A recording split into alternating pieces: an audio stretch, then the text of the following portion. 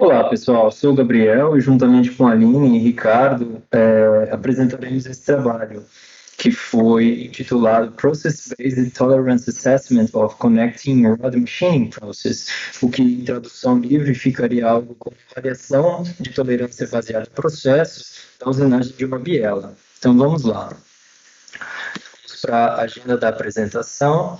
Inicialmente eu farei o resumo do trabalho, depois o Ricardo entra com a análise da metodologia e algumas discussões, e por fim a Alice faz a relação com os trabalhos da literatura.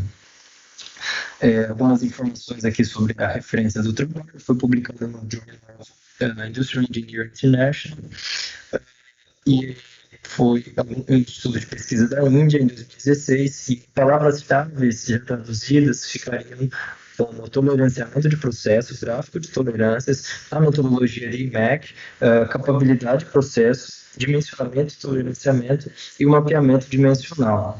Então, aqui essa figura que já é familiar para a gente aqui na disciplina. A gente sabe que processos de manufatura ao longo do tempo eles apresentam variabilidade, que eles têm uma distribuição normal, e o desafio, né, é fazer o toleranciamento do componente no projeto de produto, de forma que isso seja levado em conta ou isso seja considerado para que não se tenha problemas futuros, né? Então, o trabalho também está nessa seara.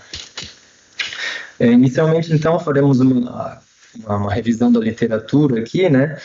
Uma das primeiras tentativas de se abordar esse problema é a proposição de um mapa de tolerâncias, né? Similarmente ao que a gente viu há poucos dias atrás. Então, a representação gráfica de um plano de processos, e ele é um procedimento manual para controlar esse empilhamento de tolerâncias. Quando a usinagem do componente ela envolve cadeias de tolerâncias interdependentes, né? Então, nesse trabalho que estamos analisando, foi citado o trabalho de Irani em 89. Uma desvantagem é que depende da experiência do projetista, do processista, de ambos, e ela não leva em conta a capabilidade do equipamento, inicialmente. Outra alternativa é a representação chamada de árvore enraizada, ou algo do tipo, que permite a visualização do encadeamento das dimensões e o cálculo dos custos acumulados.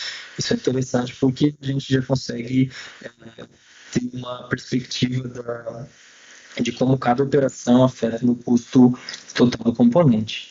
E em 98, Lee e Wei apresentaram esse método de otimização não linear, que ele relaciona a capabilidade do processo com a taxa de remoção. Então, a partir dessa árvore enraizada, foi feito um método de otimização.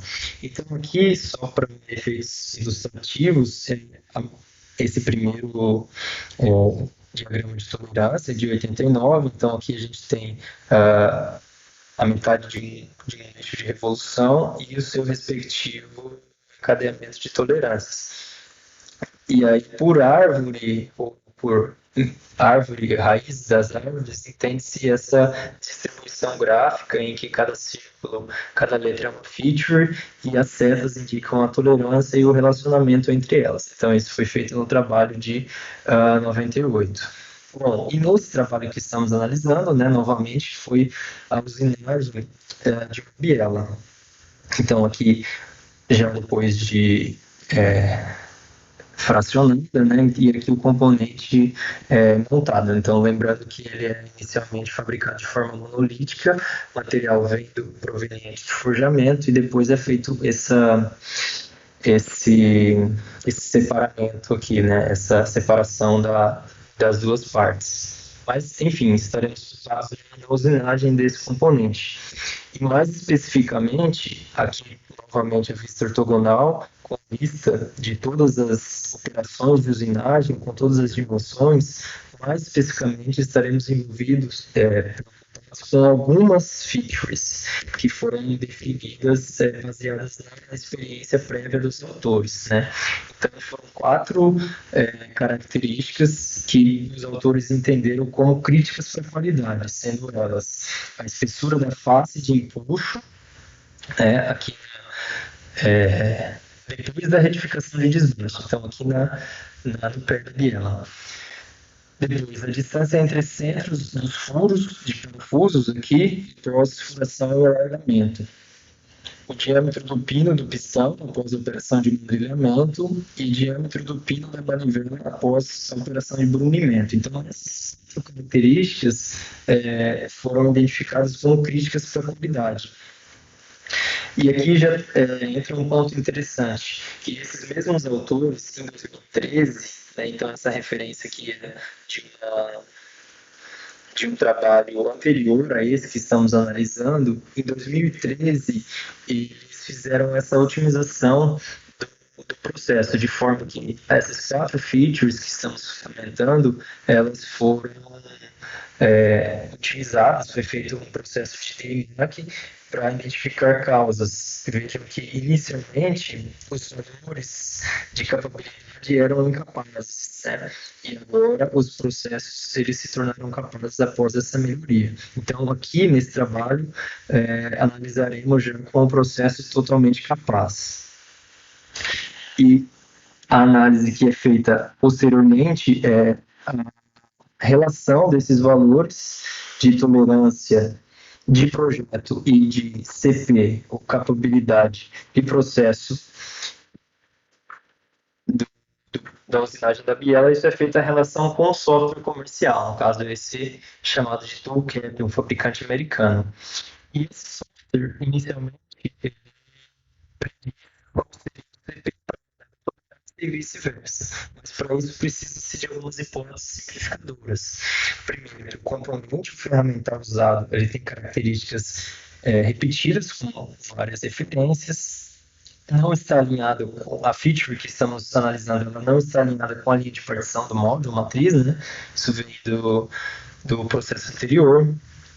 Para produzir essa tolerância, a retificação simultânea de 2 planos ela é necessária. O maquinário não é moderno e tampouco está em boa condição. Tamanho, peso, geometria e material do componente impõem limitações adicionais à capabilidade. A geometria da característica não possibilita o processo de ser operado sobre boas práticas. E, por fim, o processo envolve setups adicionais. Então, no caso, algumas variações geométricas decorrentes da escolha se a viela para uma altura diesel ou gasolina, por exemplo. Então, essas foram condições de contorno que foram utilizadas nesse software comercial para que a predição seja mais próxima da realidade de fabril. E aqui já pulando para os resultados do trabalho, que são a plotagem das predições do software. Nessa figura, nesse diagrama da esquerda, a gente tem valores de CPK previsto para uma tolerância determinada ou pré-determinada em projeto. Por exemplo, aqui de mais ou menos 0,250 milímetros. Essa é a tolerância da retificação de desbaste dessa dimensão de 27,250. E aqui é o valor de o valor de CPK estimado, né? Então aqui é bem acima de 4, né? E aqui o oposto ocorre. Como input é o valor de CPK, esse valor de 1.4 do processo já otimizado, e aí o software cospe qual seria a tolerância que o componente teria que ter, né? Então vejam que ela é 0.1, ou melhor, ela está aqui entre 0.1 e 0.-1, enquanto que a tolerância real ela está bem maior, né? Então esse é um exemplo de como a predição do software ela pode não ser tão precisa, mas de maneira geral isso funcionou para a maioria dos casos analisados no trabalho. Então, fazendo a conclusão desse, enfim, acaba sendo 2 trabalhos, porque um é continuação do outro, foi utilizado o controle estatístico do processo para fazer a análise de tolerâncias dimensionais de um componente. E a faixa de tolerância ela é definida pelos diagramas de CEP, adota-se o valor de 4 sigmas, o CP maior que 1.3, com a faixa de tolerância dimensional. Aí depois disso, Calcula-se novamente a capabilidade do processo, eventuando-se eventuais melhorias, né? Efetuando-se eventuais melhorias, por exemplo, via a metodologia de Mina. Então, o argumento principal é que definir tolerâncias dimensionais baseadas na otimização do CEP, ou na otimização do processo, é uma maneira de se obter menos refugos e aumentar os níveis de qualidade. Os resultados obtidos da faixa de tolerância e capabilidade são comparáveis com predições de software dedicados, né? Então, foi esse o estudo de caso feito nesse trabalho. E agora o Ricardo vai trazer algumas análises da metodologia e discussões envolvendo o tema. Muito obrigado. Bom, iniciando a parte de análise de metodologia e discussão do trabalho em estudo, a nossa primeira análise crítica é em relação à estrutura do trabalho e não ao método proposto. Bom, na seção de revisão de literatura, os autores apresentam em ordem cronológica dezenas de publicações na área de toleranciamento de processo. E eles citam os trabalhos e as principais aplicações. Iniciando em 1989, trabalho de Irani, até trabalhos em meados de 2015. Bom, esse tipo de abordagem, de apresentação de texto, ele tem um ponto negativo, que os autores não fizeram uma conexão entre cada referência apresentada. Então eles apresentavam o trabalho como uma frase solta, e em seguida passavam para o próximo trabalho e suas aplicações. E desse tipo de apresentação de texto, eles não fizeram uso de informação relevante. Contudo, esse tipo de revisão bibliográfica tem uma vantagem para quem está lendo, que de uma forma muito resumida a gente consegue identificar um panorama de vários trabalhos realizados ao longo dos anos e ver a evolução deles e a evolução dos métodos e pesquisas realizados nessa área, de uma forma bem resumida. Então, é um método que há um pró e um contra. Em relação à metodologia, a nossa análise mais importante foi realizada em relação aos critérios de seleção das características de qualidade escolhidas para o desenvolvimento do trabalho. Então, os autores apresentam 4 características consideradas críticas para a qualidade do processo. Contudo, eles não apresentam quais foram os critérios para definir essas 4 características, embora elas sejam as principais cotas funcionais da peça a ser fabricada. Dessas 4 características, apenas 3 tiveram aplicação no método de análise por software, ou seja, os autores não definiram quais foram as 4 o critério para a seleção das características, e dessas 4 eles aplicaram apenas 3, geraram um resultado apenas de 3. Bom, a nossa crítica é que a inconsistência da seleção e aplicação das características de qualidade pode comprometer um resultado, talvez um resultado que poderia ser esperado não vai ser visto. Ele pode demandar um esforço desnecessário e fica uma análise pendente para o leitor do trabalho.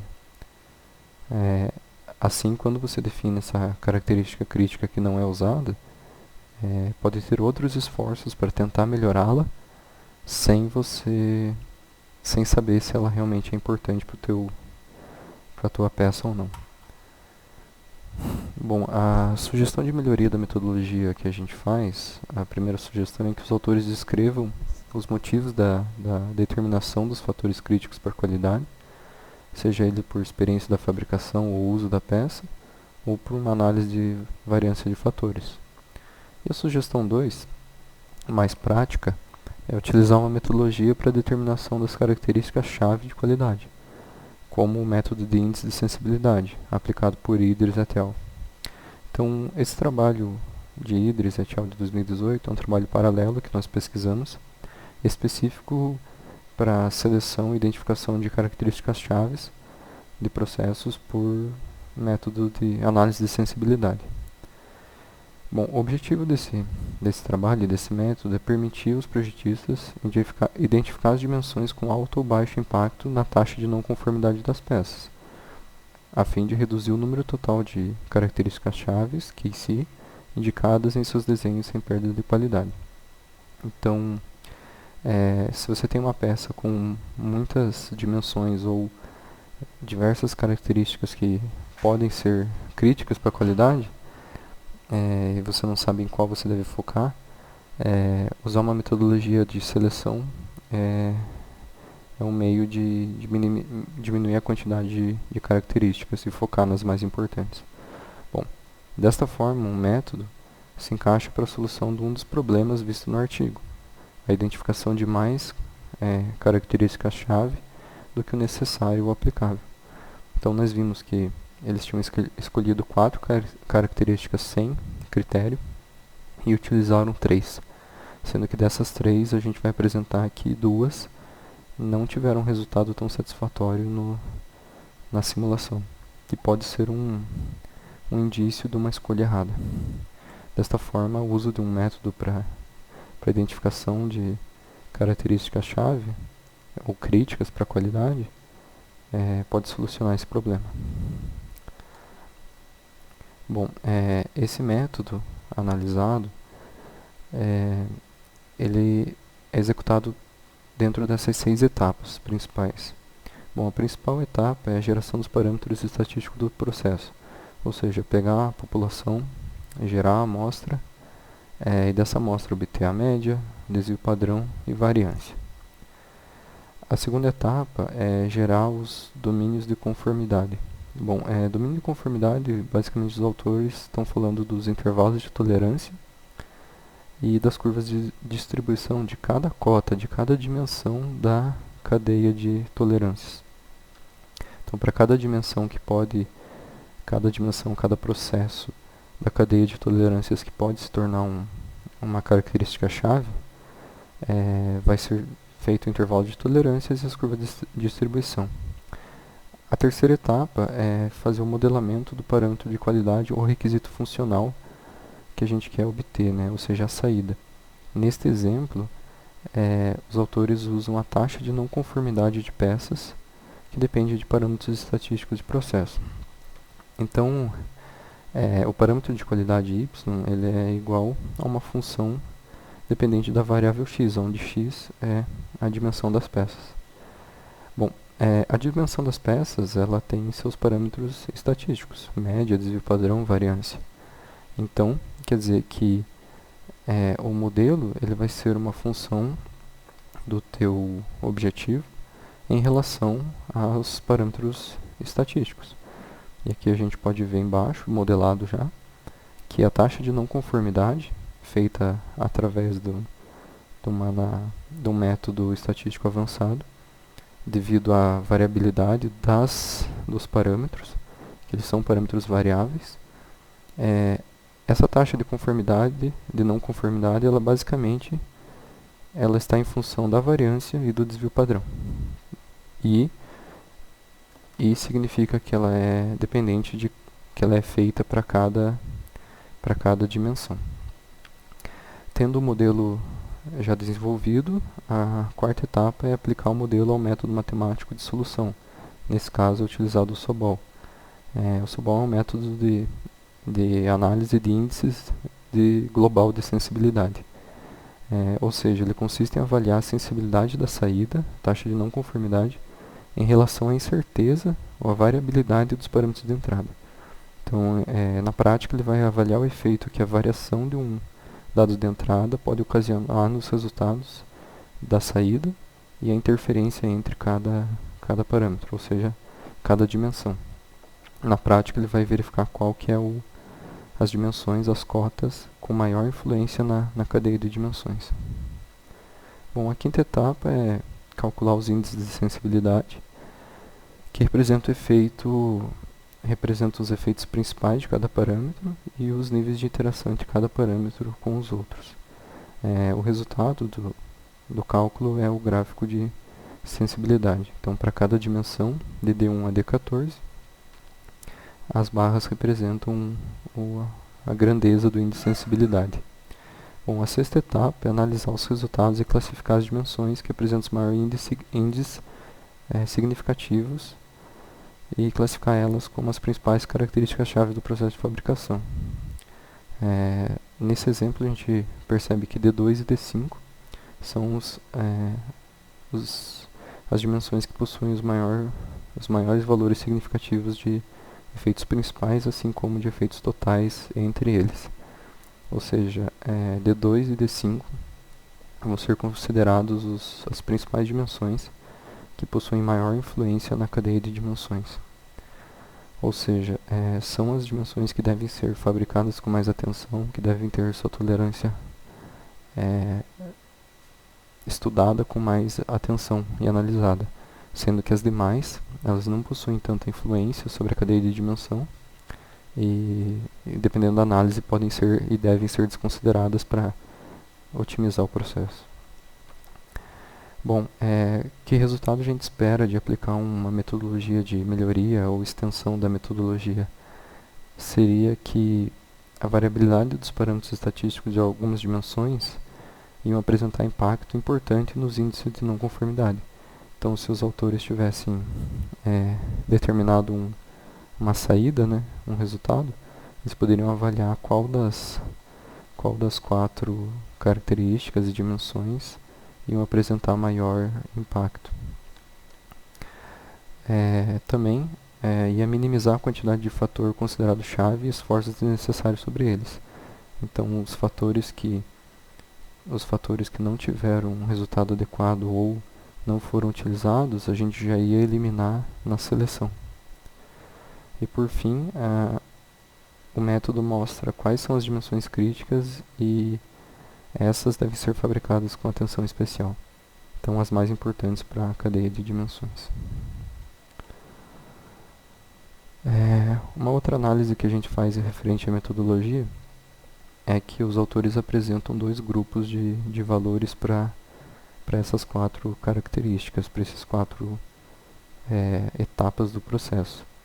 Eles apresentam valores iniciais e valores finais.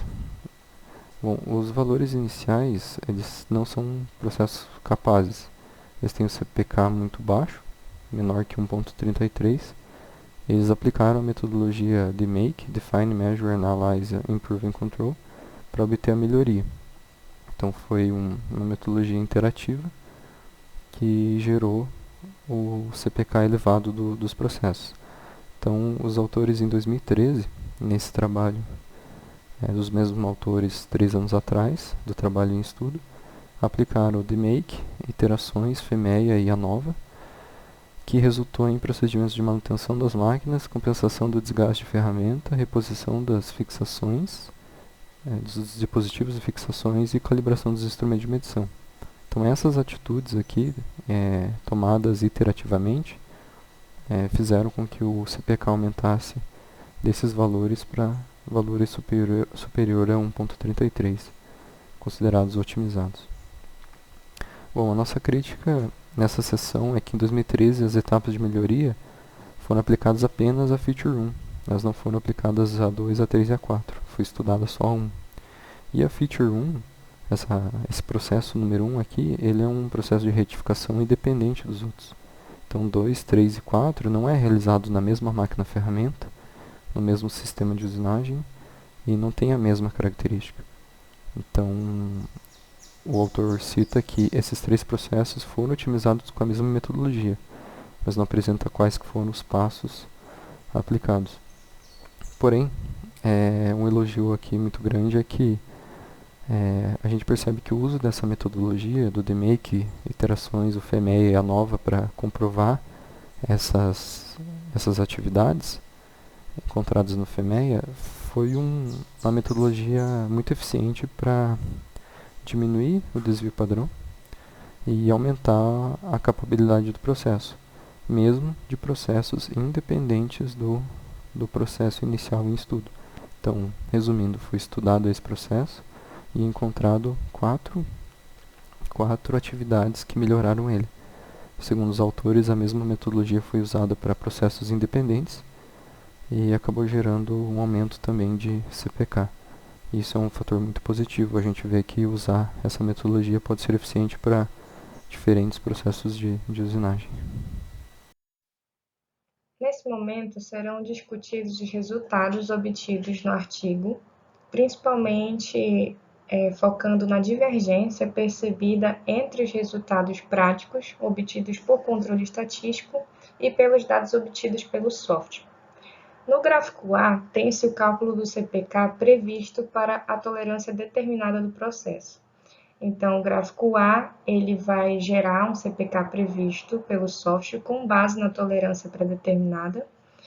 E essa curva do CPK, ela é representada pela linha laranja, pela curva laranja no gráfico.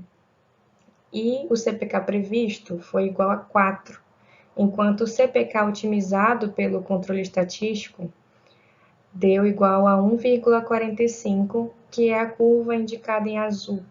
Então, essa seta preta indica visualmente essa discrepância entre o CPK previsto pelo software e o CPK otimizado pelos autores. Agora nós temos o gráfico B, que traz uma discussão parecida, mas na verdade apresenta a aplicação inversa do gráfico A. Enquanto no gráfico A tinha-se a previsão do CPK com base na tolerância pré-determinada, o gráfico B traz a tolerância prevista com base no CPK otimizado pelos autores. Nota-se que para o CPK de aproximadamente 1,45, a tolerância prevista pelo software é de aproximadamente 0,054, que pode ser vista por essa linha tracejada em laranja claro na horizontal. Esse valor encontrado para a tolerância prevista de 0,054 é significativamente diferente da tolerância de 0,2, que foi determinada para a fabricação dessa dimensão de 30 milímetros, que está identificada pela linha horizontal em verde. Então, novamente, nós temos uma discrepância entre esses dois valores, o obtido pelo software e o que era conhecido já anteriormente. Então, com base nos gráficos A e B, é possível ter essa análise das diferenças entre os resultados obtidos pelas duas metodologias diferentes adotadas no artigo, né? A metodologia por software e a metodologia do controle estatístico. O ponto positivo desse artigo é que ele de fato apresenta a otimização de tolerâncias dimensionais de acordo com os estudos estatísticos de melhoria e controle de processo e consegue adequadamente, com base nos resultados obtidos, justificar que a aplicação do toleranciamento de processo é uma maneira eficaz de encontrar a tolerância otimizada de uma peça, podendo resultar em menos rejeições no processo e níveis de qualidade mais altos. Contudo, a comparação desses resultados mostra que ainda há possibilidade de melhoria nos processos que foram apresentados pelos autores como já otimizados, né? No trabalho do Sharma de 2013. Então, é possível perceber que ainda há espaço para melhoria nesses processos e os autores não apresentam hipóteses ou considerações sobre as possíveis causas dessas divergências de valores entre os valores reais e os previstos pelo software. Então, gera um espaço para o entendimento de que há um problema de modelagem, né, inconsistências nos dados de software ou nos processos analisados, talvez erro na transposição dos resultados. Então, em linhas gerais, o artigo consegue manter o seu mérito, né, pelo fato de que as otimizações são corretas, convergiram para valores altos de CPK, porém, essa discrepância entre a previsão, né, do software e os dados obtidos anteriormente não foi explicada pelos autores.